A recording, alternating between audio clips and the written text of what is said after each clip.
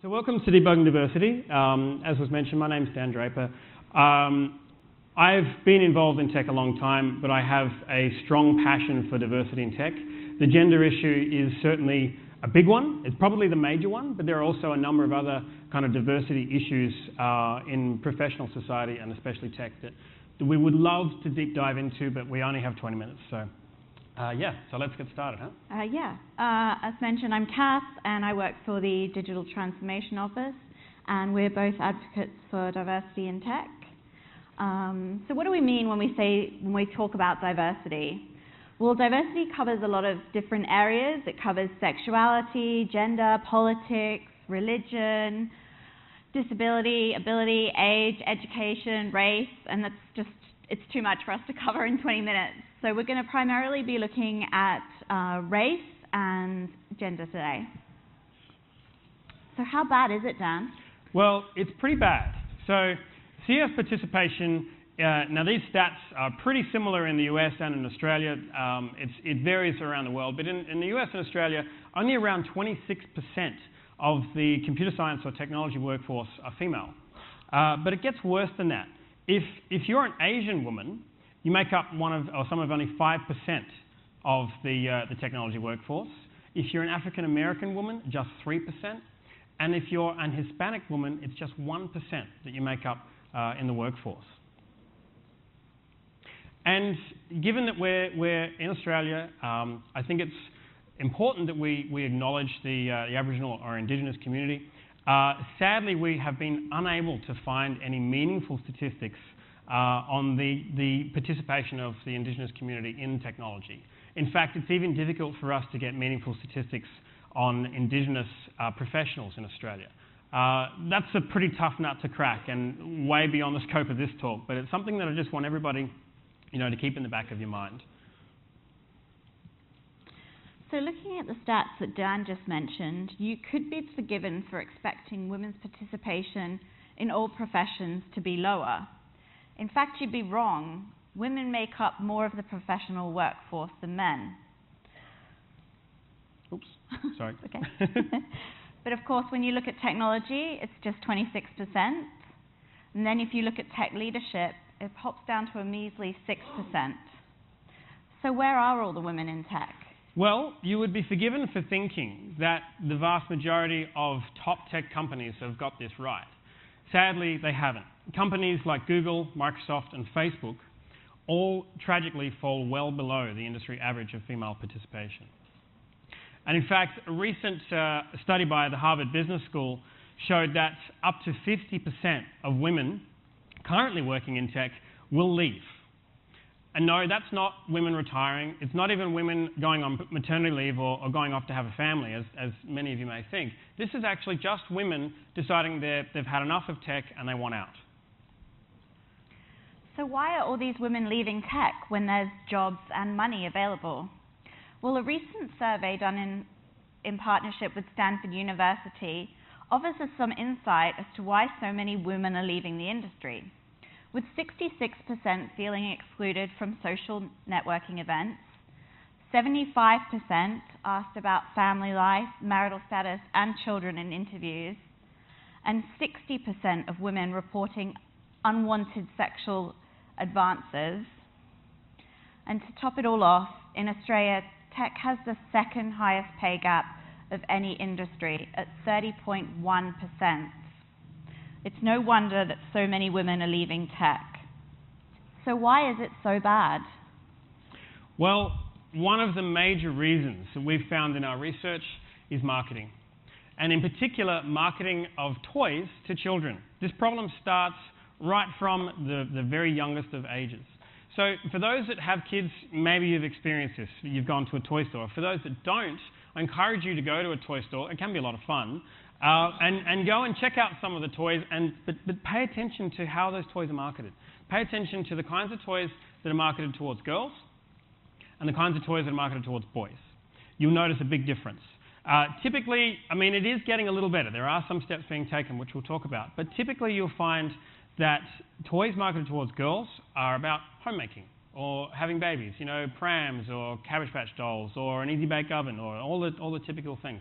Or at the other end of the spectrum, there might be giving young girls an unrealistic expectation of body image, a la Barbies and so forth. That's another long conversation which we don't have time to get into, but certainly there's that. On the other side, the boys' toys are often more broadly interesting. There's a whole range of different kinds of toys. You're going to get Lego and Meccano and science kits and engineering kits.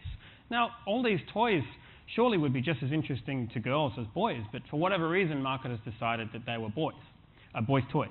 Another just interesting aside, pink was never actually a girl's colour. Pink was a boy's colour back in World War II times. And yet somehow the marketing landscape has typecast pink to be a girl's colour. So guys, come to work in a pink t-shirt. Let's fight the power. The next issue we're going to look at is it's the Hollywood problem. It's the IT crowd. It's the Big Bang Theory. I think this GIF really says it all. It's the lack of representation of women in tech, in TV and cinema, and the stereotypes of the male nerd who's socially awkward outcast generally makes it an unappealing career choice for women. Another one of our favourite GIFs was one from The Simpsons about the angry nerds. Again, a good representation of sort of what people think that men in tech look like. Here's another really interesting problem that we've discovered. It's the idea of the programmer. Probably many of you in the audience have experienced the programmer culture at some level or another, whether it's be for good or for bad. Most likely bad, I'd say. And what's interesting about the programmer culture, many of you may have seen the Silicon Valley TV show that's been playing over the last couple of years. I like to think that's mainly a parody, but there's certainly a lot of hard truths that we realize about the programmer culture. So imagine say a Stanford grad, probably male, goes out and starts a company, invests money, takes money from a male investor, sells to a male customer, probably white, probably around the same age, and you end up with this endemic culture. It's a culture that is impossible to break into from the outside, particularly by women, but also from other men that don't necessarily fit into that culture. So the programmer culture has a huge, huge responsibility in all of this. And I'm just going to let you sit on this for a moment. When I first saw this, I was dumbfounded. This is an actual slide, an opening slide from Golden Gate Ruby, so Ruby community, in 2008, I think, so it was a few years ago. Hopefully we've progressed from there, but this is the kind of thing that we see in the programmer culture. Now, clearly this slide is targeted at a very specific individual or a group of individuals, and it's not the kind of message we want to be portraying. So let it be a lesson to us all. I'm sure none of you here would do that if you did a talk. Oops, sorry, I knew I'd do that. So now we come to my favourite part of the talk.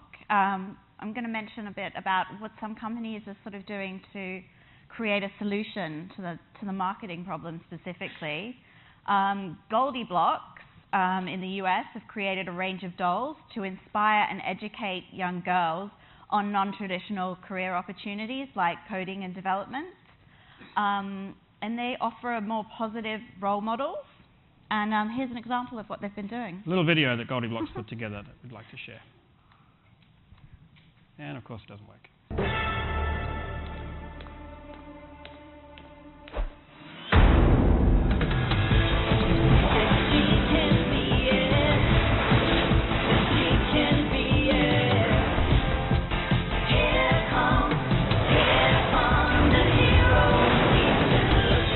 See if you can guess all of the popular movies that they're using here.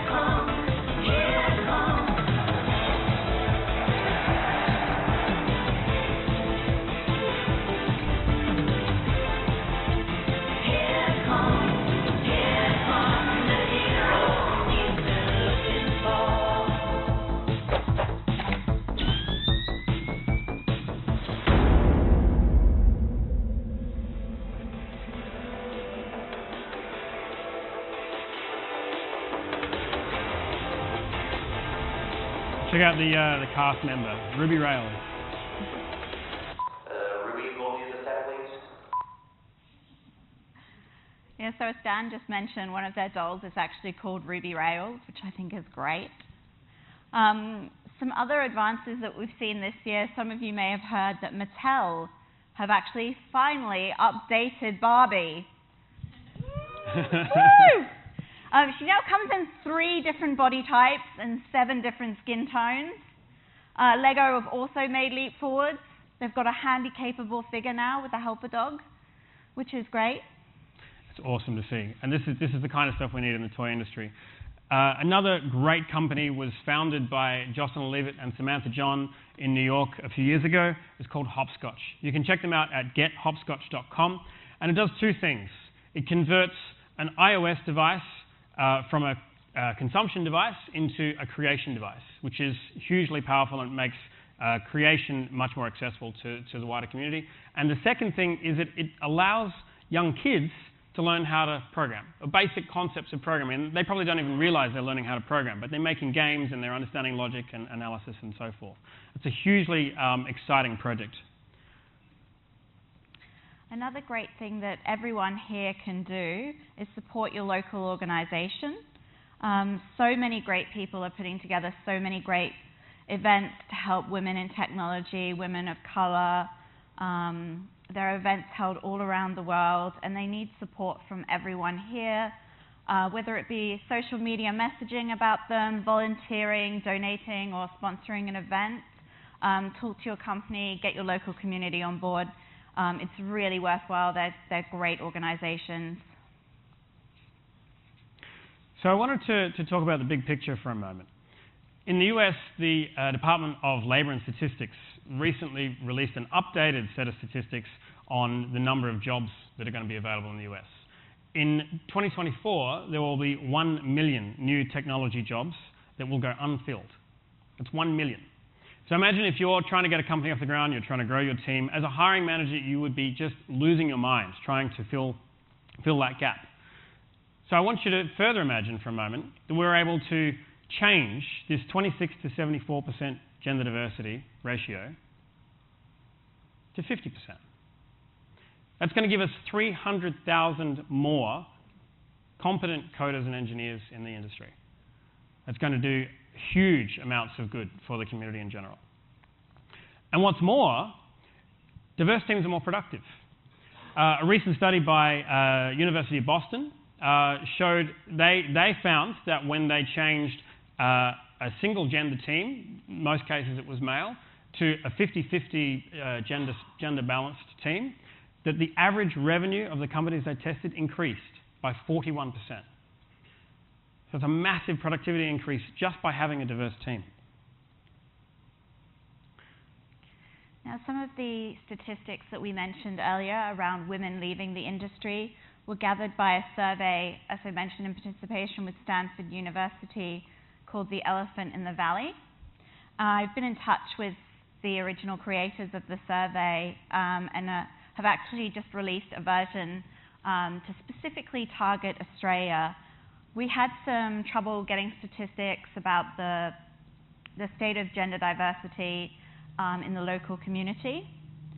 So you can go to bit.ly/theelephantdownunder and you can contribute, you can answer the survey, you can tweet about the survey, and this will help us gain better insight and understanding of where gender diversity is at in Australia, what the issues are, and more importantly, how we can address these issues. Absolutely. So just wanted to introduce you all to another project. As was mentioned earlier, I'm the executive producer for a documentary called Debugging Diversity. And you may actually notice we've got some videographer folks around, and we're doing some vox pops out in the courtyard. So vox pops, we just come up to the camera and we'll ask you a couple of quick questions. We'd love to hear about your thoughts on the diversity problem. What makes the Ruby community so much better than the general tech community? I think we can probably do a little better in our own backyard, but Ruby is certainly leading the way. So yeah, if you'd like to spend a couple of minutes with us, we'd love to hear your thoughts. And we actually have a very privileged sneak peek of the newly released trailer for the documentary. So let's have a look at that now. Are you keeping up with the Commodore? This gen is the internet. Is it any wonder there aren't more women in tech?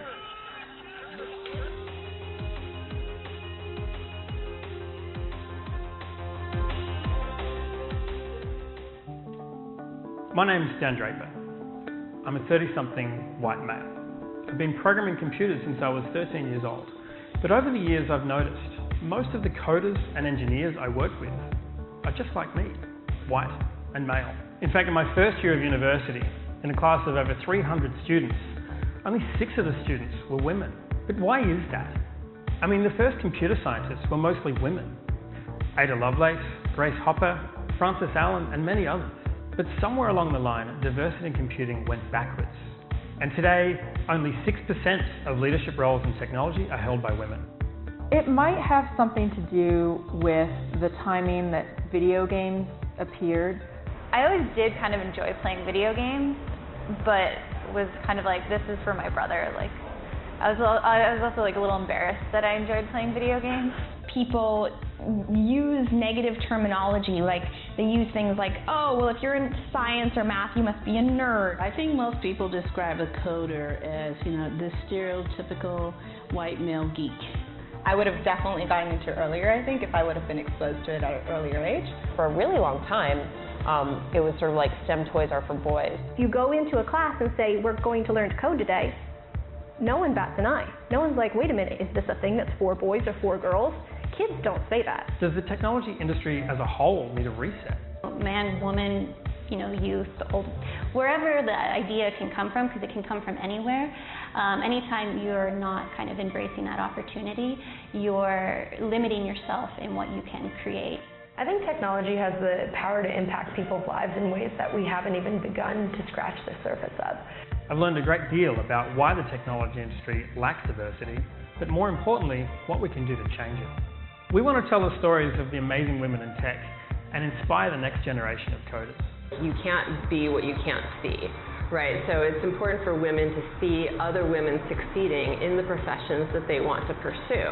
You've got a high-paying job, you know your stuff, and you need to be on top of your game. We have to do something now so we don't let these kids fall through the gaps. I think that the first step is to get them to not be intimidated by it. So making changes now to welcome more women and create a space that's more welcoming to women that will be a first place to start. For more information about how to get involved in the project, visit debuggingdiversity.com.